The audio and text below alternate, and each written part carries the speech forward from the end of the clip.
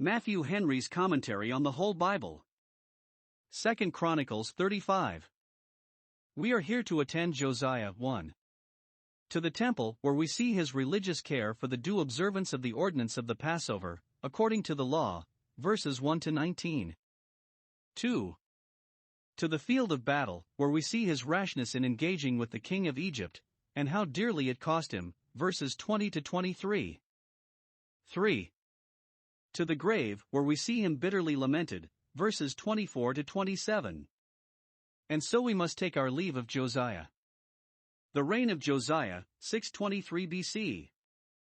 1. Moreover, Josiah kept a Passover unto the Lord in Jerusalem, and they killed the Passover on the 14th day of the first month.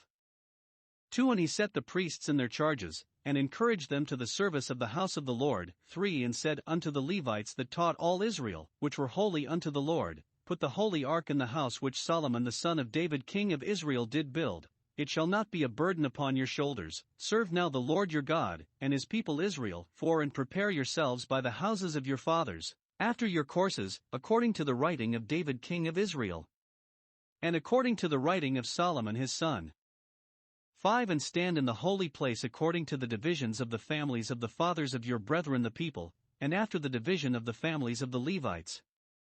6. So kill the Passover, and sanctify yourselves, and prepare your brethren, that they may do according to the word of the Lord by the hand of Moses.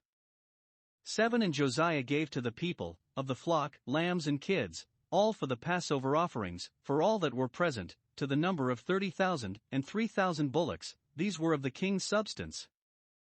8. And his princes gave willingly unto the people, to the priests, and to the Levites, Hilkiah and Zechariah and Jehiel, rulers of the house of God, gave unto the priests for the Passover offerings 2,600 small cattle, and 300 oxen. 9. Conaniah also, and Shemaiah and Nethaneel, his brethren, and Hashabiah and Jeiel and Jozabad, chief of the Levites, gave unto the Levites for Passover offerings 5,000 small cattle, and 500 oxen. 10. So the service was prepared, and the priests stood in their place, and the Levites in their courses, according to the king's commandment. 11. And they killed the Passover, and the priests sprinkled the blood from their hands, and the Levites flayed them.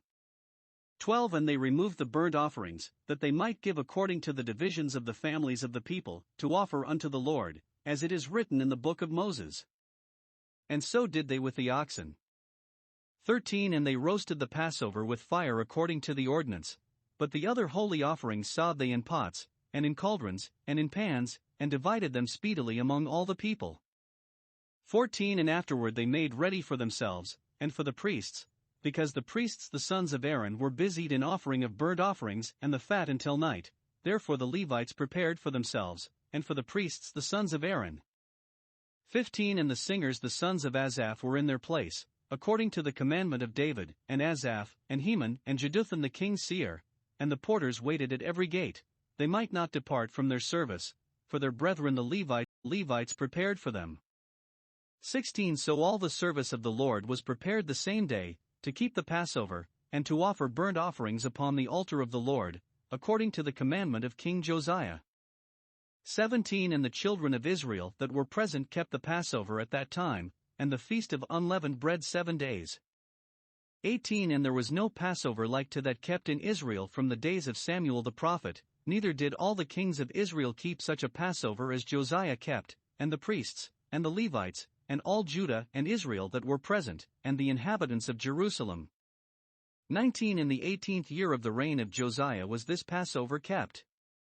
The destruction which Josiah made of idols and idolatry was more largely related in the Kings, but just mentioned here in the foregoing chapter, verse 33, but his solemnizing the Passover, which was touched upon there, 2 Kings 23 verse 21, is very particularly related here.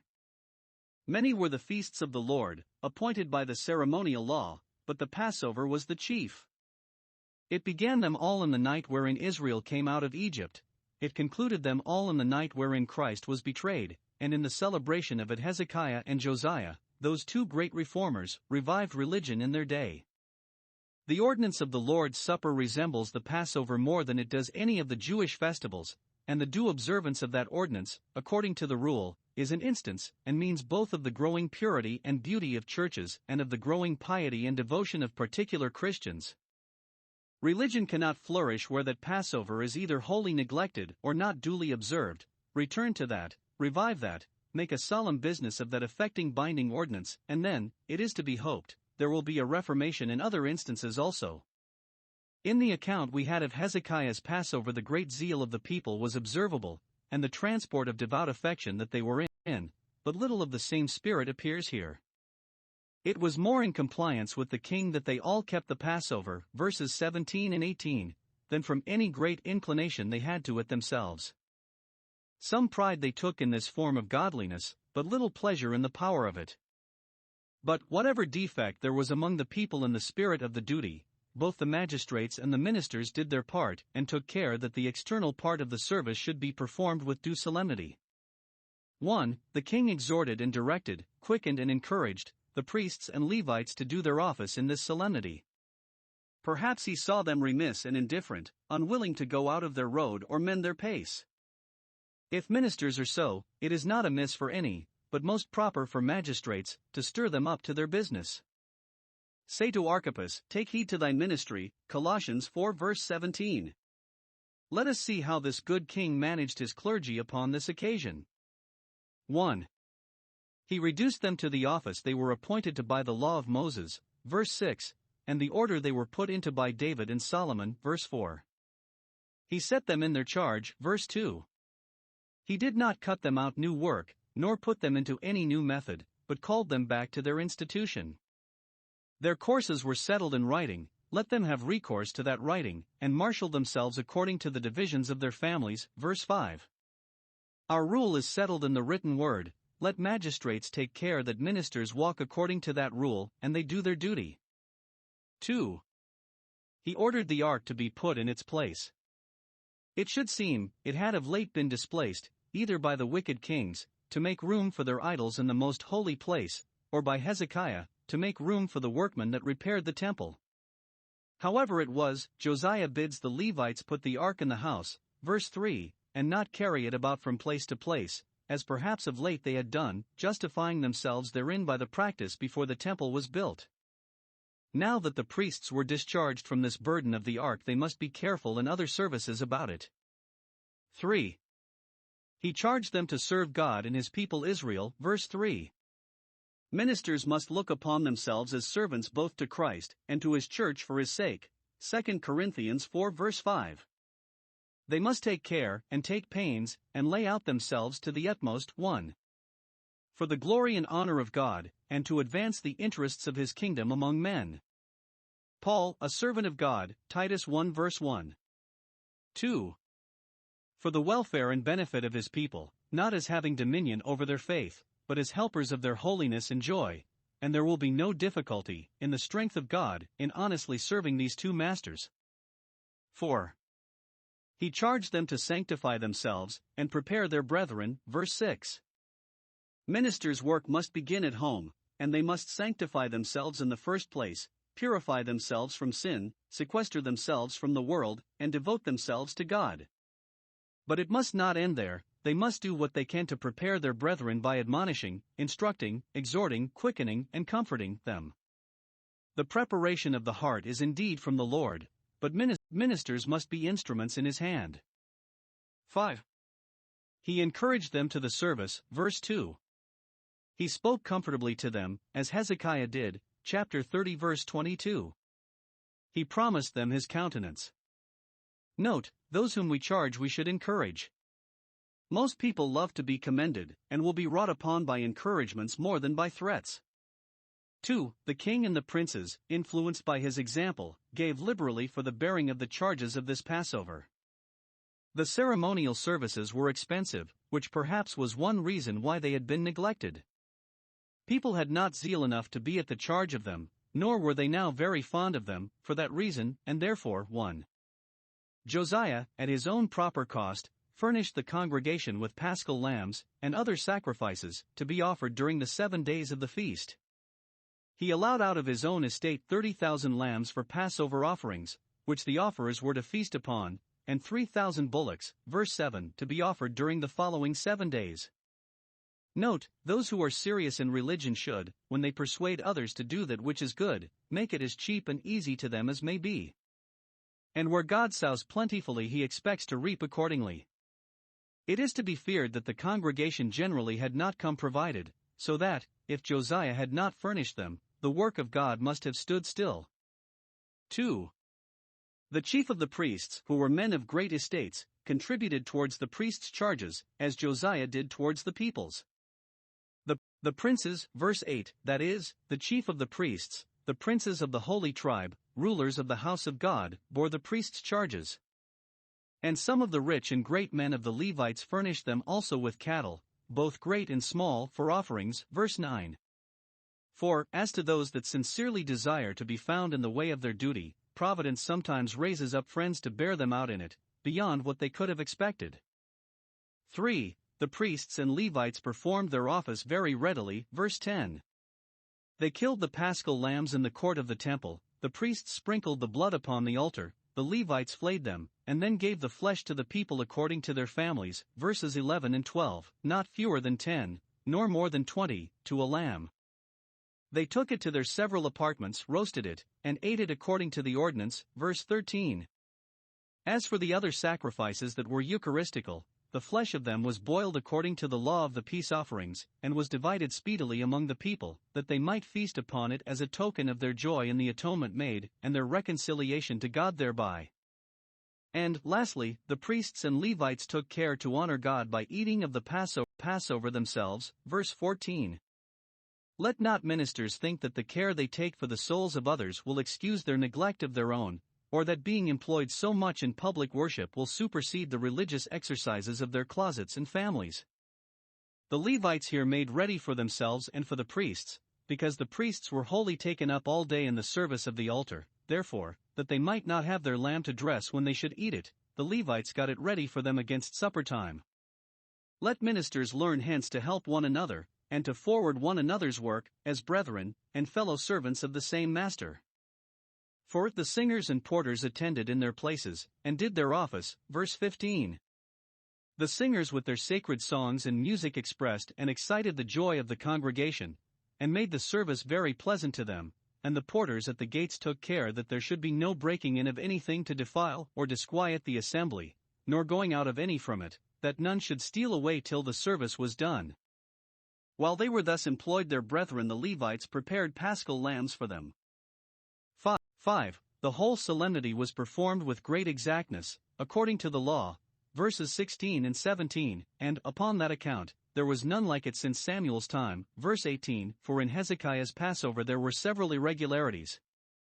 And Bishop Patrick observes that in this also it exceeded the other Passovers which the preceding kings had kept, that though Josiah was by no means so rich as David, and Solomon, and Jehoshaphat, yet he furnished the whole congregation with beasts for sacrifice, both paschal and eucharistical, at his own proper cost and charge, which was more than any king ever did before him.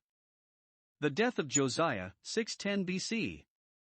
20 After all this, when Josiah had prepared the temple, Necho king of Egypt came up to fight against Carchemish by Euphrates, and Josiah went out against him.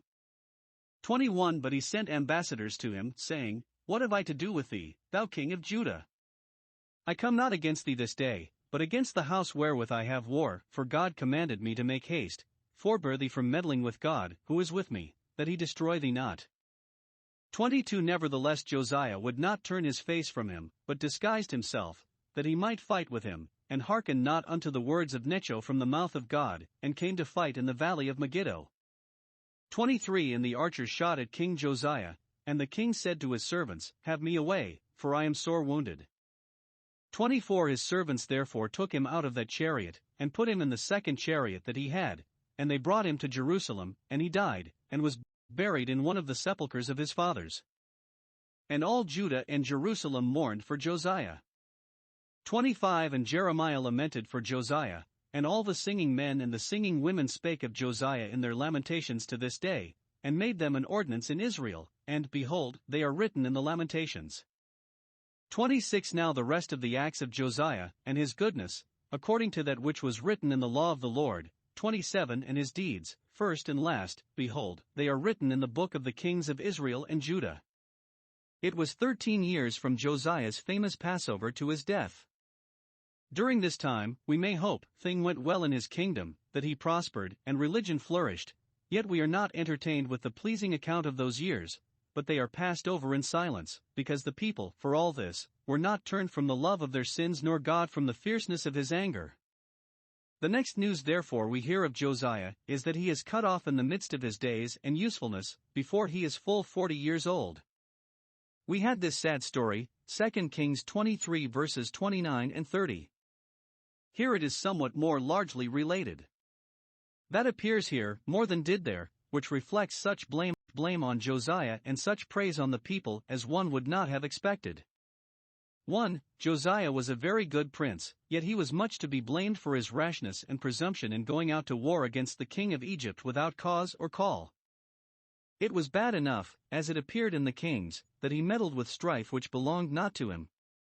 But here it looks worse, for, it seems, the king of Egypt sent ambassadors to him, to warn him against this enterprise, verse 21. 1. The king of Egypt argued with Josiah. 1. From principles of justice.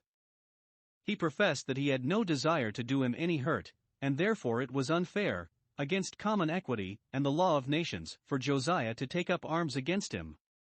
If even a righteous man engage in an unrighteous cause, let him not expect to prosper. God is no respecter of persons.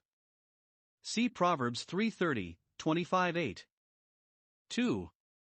From principles of religion, God is with me, nay, he commanded me to make haste, and therefore, if thou retard my motions, thou meddlest with God.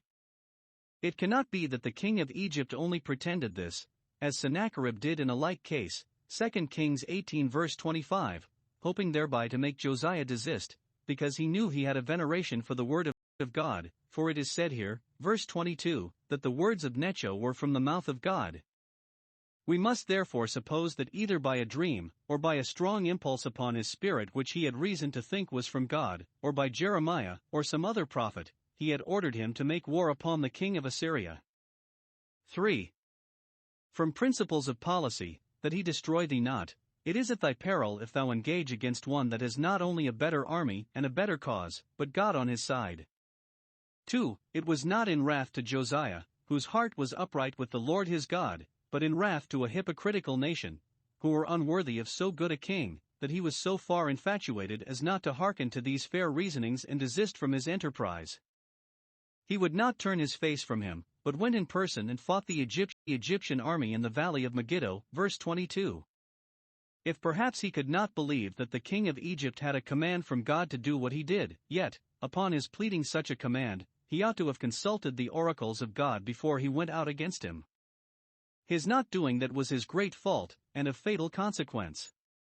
In this matter he walked not in the ways of David his father, for, had it been his case, he would have inquired of the Lord, Shall I go up? Wilt thou deliver them into my hands? How can we think to prosper in our ways if we do not acknowledge God in them? 2. The people were a very wicked people, yet they were much to be commended for lamenting the death of Josiah as they did. That Jeremiah lamented him, I do not wonder. He was the weeping prophet, and plainly foresaw the utter ruin of his country following upon the death of this good king.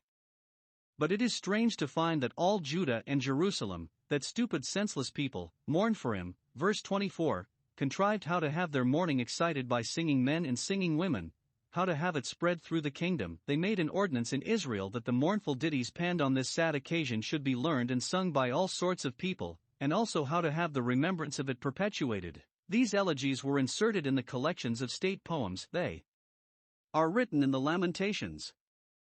Hereby it appeared, 1.